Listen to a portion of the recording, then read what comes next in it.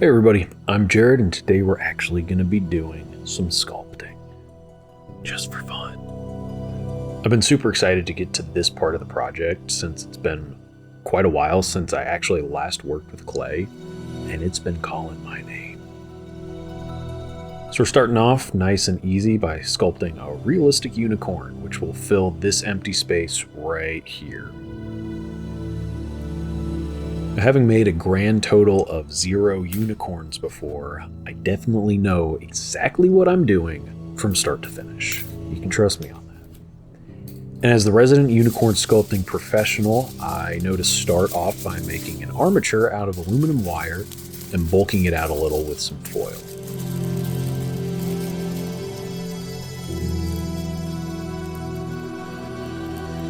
Using a tip I learned from watching Ace of Clay, I used some Sculpey Ultralight to further bulk out the core of the unicorn. Working more clay on top of this instead of on the foil directly, I found it to be much easier. Now, sensing a mistake has already been made, I preemptively score the neck to let me make future adjustments as needed a bit easier. And then it's off to bake. As soon as it's cooled down, I confirm my suspicion that the head does in fact look super weird. A quick neck extension later, and we're ready to move on.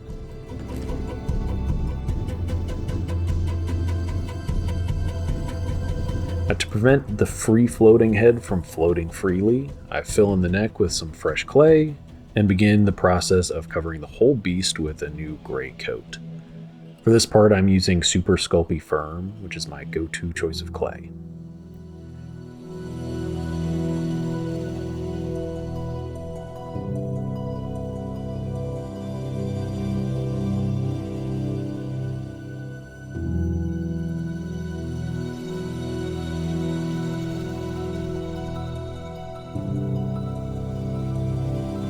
With the core covered, we can start roughly building up the form to look more like a horse and less like a gray blob growing ahead. Now for this part, I'm using some horse anatomy pictures as my guide for where the muscles should go. Now if you're a unicorn expert like myself, you may have noticed that we're missing some very minor details known by many as legs.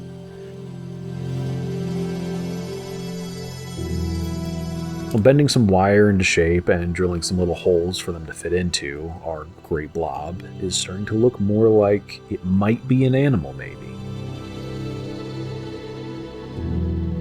So to keep the wires from spinning around freely while adding on the clay, I did use some super glue to hold them in place.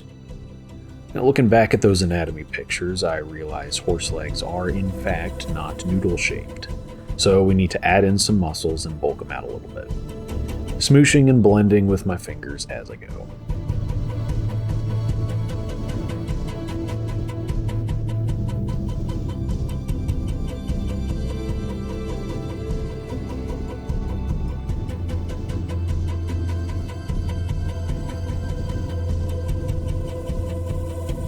Now, rolling out a thin noodle, I build up the ridge of the spine that runs down the back and blend in the edges.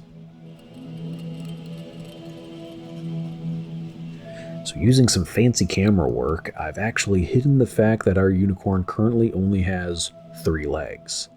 But when a horse lays down like this, the hind leg kind of gets tucked underneath them, which means we can cheat a bit by only adding the hoof poking out from underneath the belly for that final 4th leg.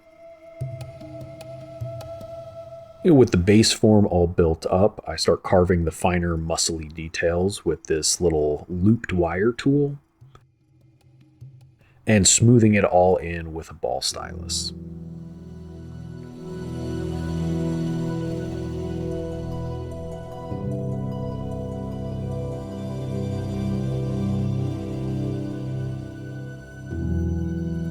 Taking a break from the legs, I finally decide to try and make this head look less ugly by adding some details. I usually find this to work when I don't like how something is looking, a bit of a trust the process type deal, but not this time.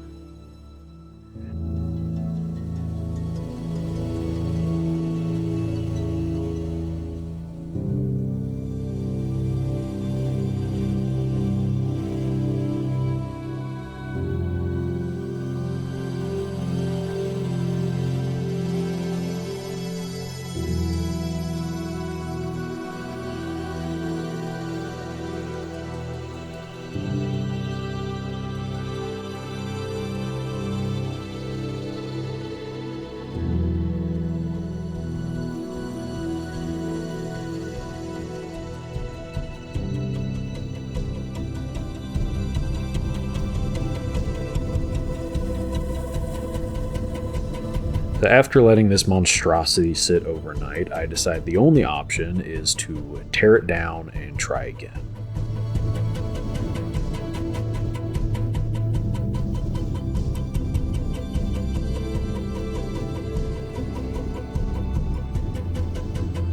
So attempt 2 is looking a little better, but I realize that the size and position is a bit too off, so I have to embrace my inner godfather and remove the head.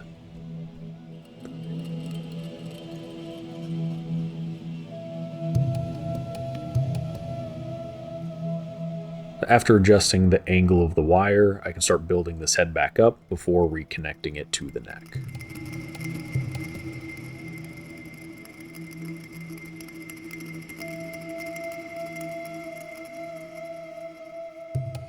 Now to go back through the process of sculpting the head for the third time.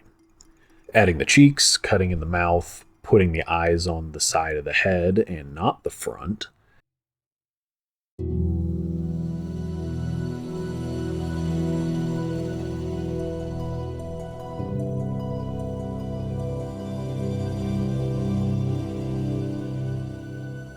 And finally adding back the ears. Happy with how it looks, we can finally move on. But if you're a unicorn expert like myself, then you may have noticed that we've actually been sculpting a horse this entire time. So to fix that, I roll out 2 clay noodles that taper down to a point and wrap them around a thin piece of wire.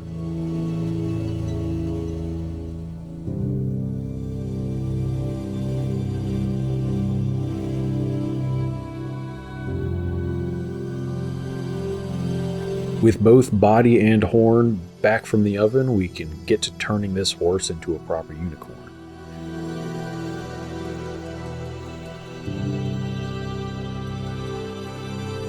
So using my pin vise, I give our horse a gentle lobotomy and fit the horn right in place.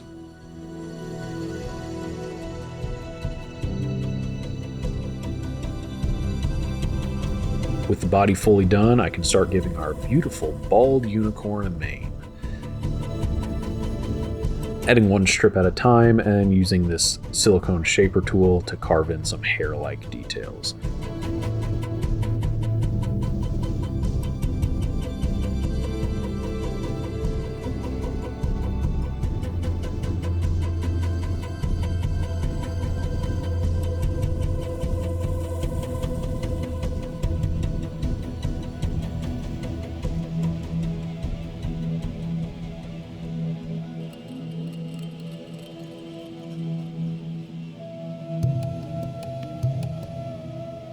I'm building up more until I'm satisfied with how it all looks.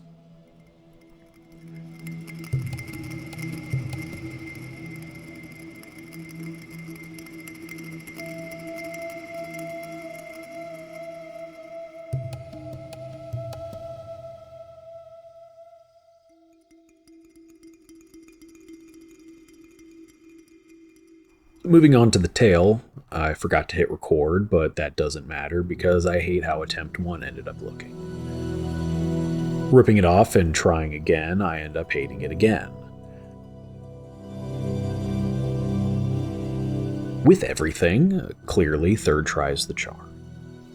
And since the mane and tail are much thinner, I'm using Cos clay, which is a bit rubbery when cured, and it makes these thin details much less likely to break after baking.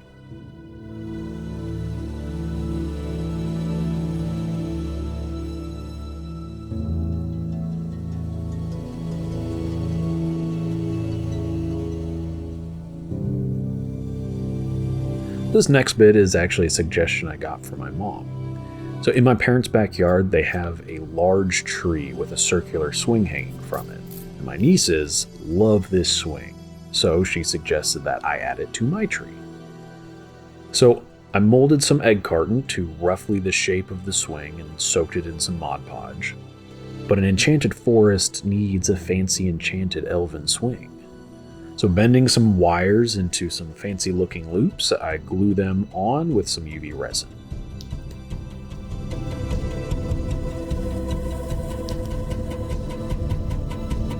And then swingify the swing with some string.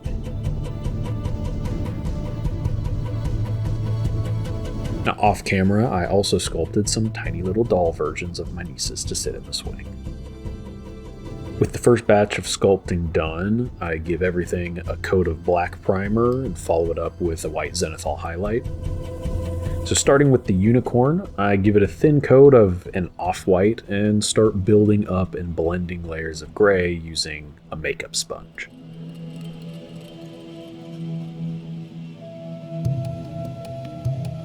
The hooves and nose get painted black.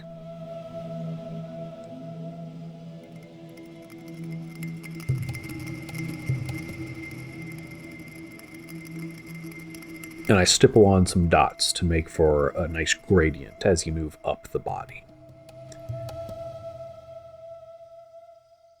The horn gets a coat of white for now, and the mane and tail get a dusting of tan.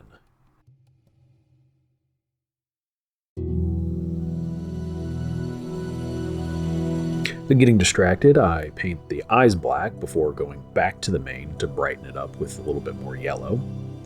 And then back to the eyes, I add in that little white shine. And more white dots, blending them with the tip of my finger just to give a little bit more of a natural, uncontrolled look. Now, it's a little hard to see on camera, but I gave the mane and tail a layer of this color shift top coat, and also painted the horn a light gold. And I also painted the swing and dolls off camera. Now, I'm not happy with the button eyes at this point, but I do go back near the end, I pop them off and paint on some much better looking eyes and give each of them a mouth. Now, adding some pins to the underside of the unicorn, I fit it in place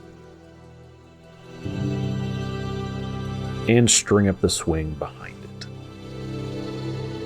So when I was planning out this project, I wanted to get my nieces secretly involved since it's because of them that I'm making it. So I had my brother ask them what their favorite characters are and got a giant list back, as you would expect from a couple of 7-year-olds. But since I only had so much time before the submission date, I had to narrow it down to 2. I'm going with Princess Peach and Hello Kitty. Some good choices. Now, I'll let you guess which one we're starting with. Now, having never made anything even remotely human before, I'm confident this will go very smoothly.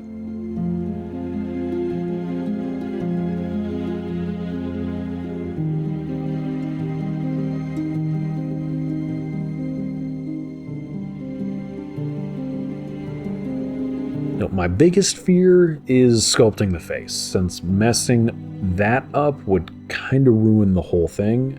So I decide to make it separately so I can have a little bit more control, and then I'll reattach it later.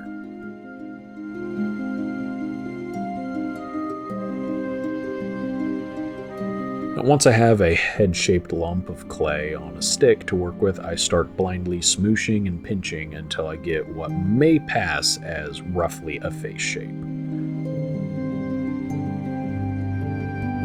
I add in the mouth with the small ball stylus and then blend in some very small little noodles to make the lips.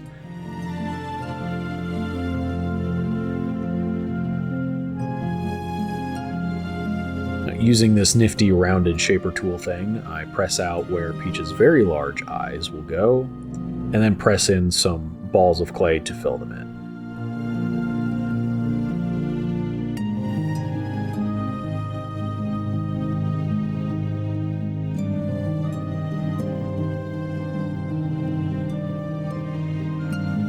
Now, similar to the lips, I roll out some thin noodles to become her eyelids and blend them in as well. And I bet you didn't even notice that this was stitched together of 3 different attempts. You'll never know.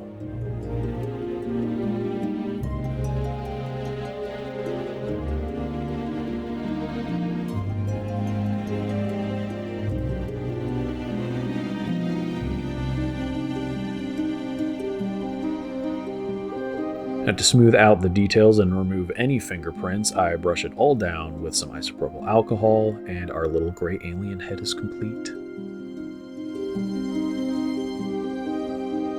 Now, moving back to the body, I add on the little hip poofs to her dress, whatever those are called, and blend them in.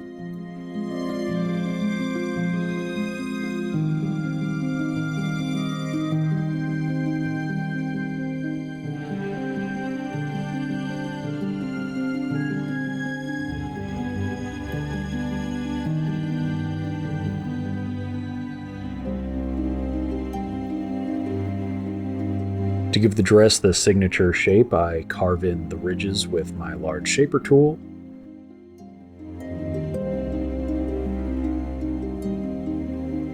And to hide most of the imperfections in the clay, I roll a thin sheet of clay through my pasta machine and wrap it around the dress.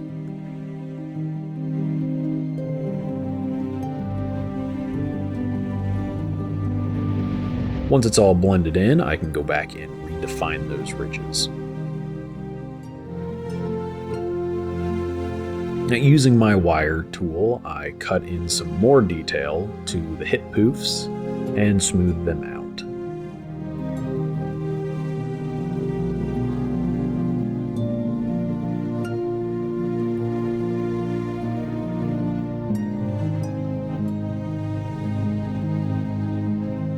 Running some clay through my pasta machine on the thickest setting, I give the hem a nice and clean edge, blending it in and, once again, redefining those ridges.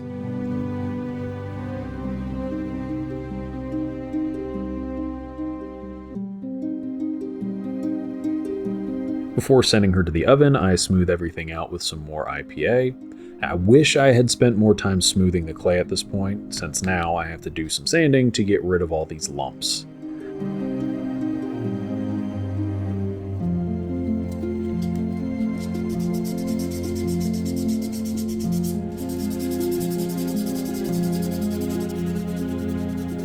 A wise man would have gone back over it all with a finer grit sandpaper, but a wise man I am not.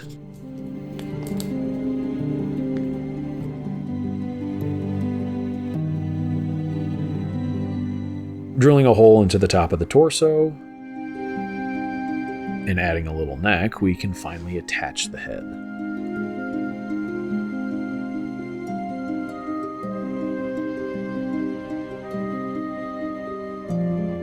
Truly terrifying stuff. Now, unlike with unicorns, a Princess Peach's arms are in fact noodle-shaped.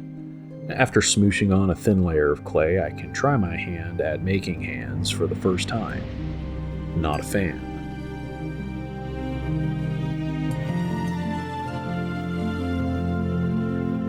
But with the hand in place, we can bend the arm to the right position and do it all once again on the other side. One bake later, and we're ready to add on the shoulder poofs.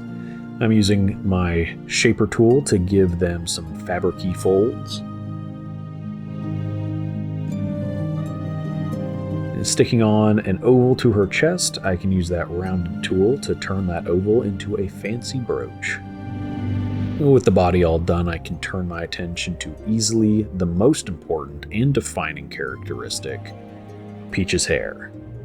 Using a bit of liquid clay to help things stick, I start building up her hair from the bottom up, adding texture as I go.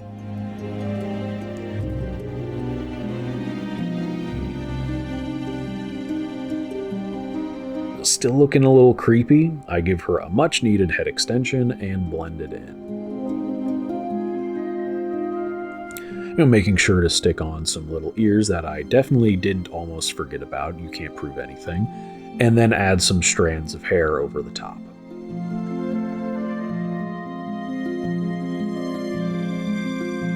It's not until adding the bangs that this Peach goes from being a creepy gray alien in a dress to actually Princess Peach.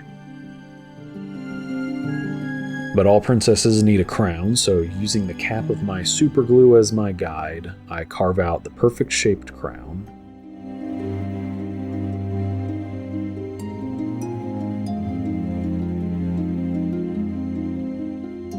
Adding in all the little details and gems before sending it off to the oven.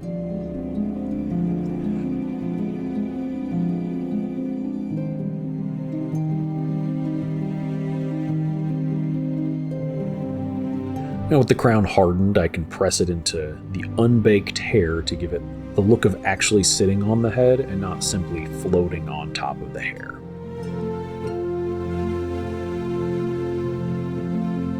A quick brushing of IPA, and she's ready for her final bake. But before we're done, gotta remember to give her some earrings.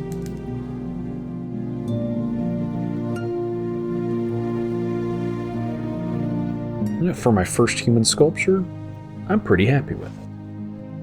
Now onto the infinitely more complex and detailed character, Hello Kitty.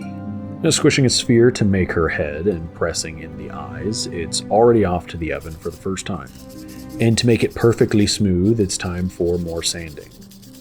And since I'm now a wise man, I go over it again with a finer grit paper. Sticking the head on some wire, we can start building up the body, smooshing and blending until it looks particularly Hello Kitty-esque. Marking out the separation between her overalls and legs before brushing her down with some IPA and dropping her into the oven. For as frustrating as Peach's hands were, there's something about Hello Kitty's that were much, much easier. With the arms in place and a little button nose on the face, we can stick on her ears and blend them in as best we can.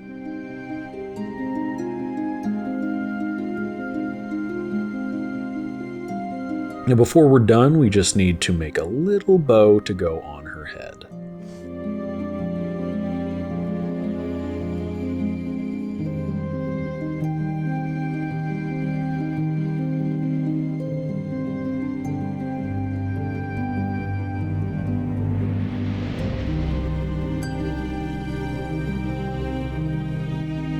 Now with everything baked, a couple dabs of super glue on the bow, and the sculpting is all done. And now it's painting time again. This time I just gave them both a coat of white primer since I want very bright and consistent colors. Starting with Peach, I give her skin some appropriately colored skin tones and her lips some appropriately colored lipstick.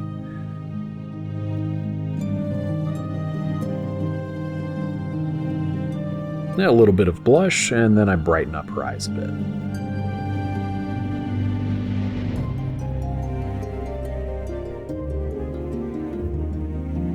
I've heard that using an undercoat of pink helps make painting yellow much easier, so I decided to do a little test, and I liked what I saw. So I painted all of her hair a beautiful pink, before moving back to the eyes to give her some eyelashes.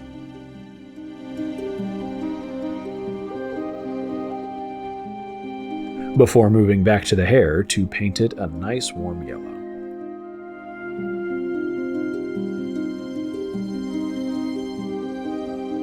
Before moving back to the eyes to get rid of that ghostly stare.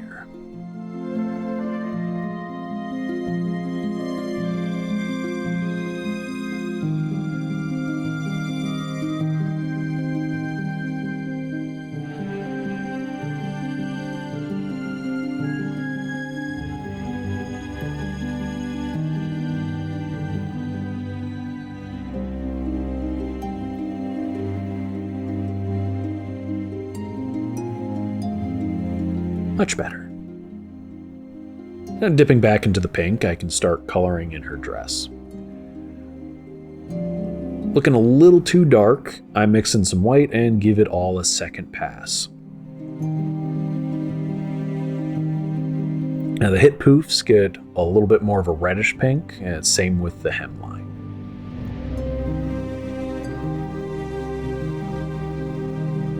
All that's left is to paint the jewelry gold and the gems red and blue.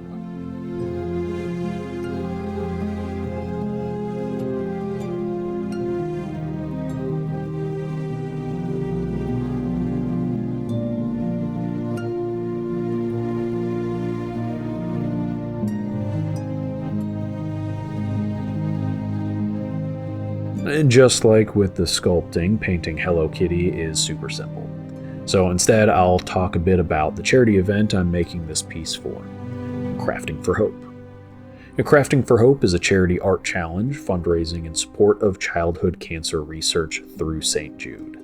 With a niece who beat childhood cancer, this was a challenge I just couldn't say no to.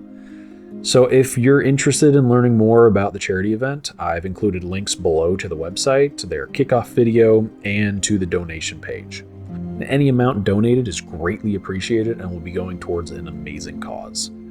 So while submissions for the contest closed at the end of 2024, the donation page will remain open until the contest winners are announced on February 15th. A playlist of all entries posted on YouTube is also being put together, so if you're interested in seeing what all the other amazing artists made, go check that out as well. If I have a link to it, I'll include it down below. If not, I'll come back and add it down below later. Now, once I get her eyes looking exceptionally sparkly, all that's left is to add them both to the diorama, and this 2-month-long project is finally done.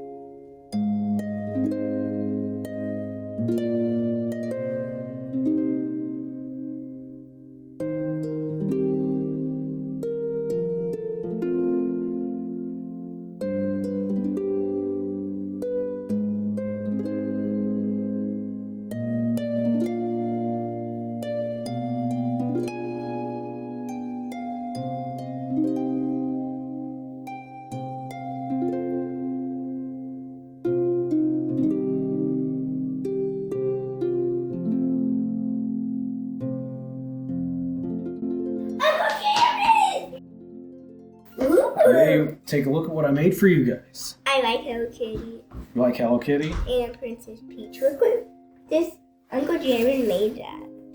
Where? Why didn't you put Mario?